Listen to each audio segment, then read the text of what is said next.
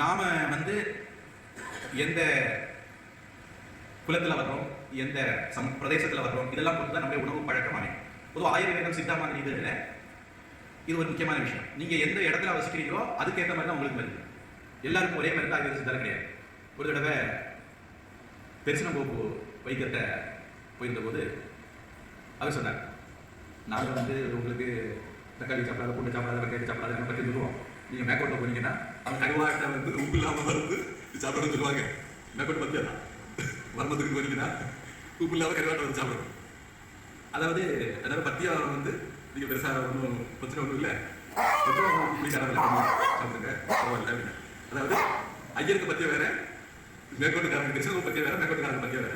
அதனால இந்த மாதிரி ஆயுர்வேதத்தில் நீங்கள் எந்த பகுதியில் வாழ்றீங்களோ அப்போ உங்களுடைய உணவு பழக்கம் எப்படி இருக்கும், அப்போ உங்களுக்கு என்ன நோய் வரும், அப்போ நீங்கள் அதை தவிர்க்கணும் என்ன மாதிரியான பத்தியம் கிடைக்கும். அப்போ உங்களுடைய உணவு பழக்கத்தை பொறுத்து தான் உங்களுடைய பத்தியம் நிர்ணயிக்கப்படும். அப்படிங்கிற மாதிரி வித்தியாசம். அது மாதிரி உங்களுடைய மருந்தும் உங்களுடைய உணவு பழக்கத்தை பொறுத்து தான் இருக்கும். அதனால இப்போ கடற்கரை பகுதிகளில் வசிக்கிறவங்க வந்து மீன் சாப்பிடலாம் சொல்ல முடியாது. அவங்க வந்து நெல் காய்கறி எல்லாம் தேடிக்க முடியாது. அதே சமயம் உள்ளாடி நெய்தல் நிலங்களில் வயல்காடுகளில் வசிக்கிறவங்க அவங்களுக்கு நெல் அந்த மாதிரி விஷயங்கள் கிடைக்கும்.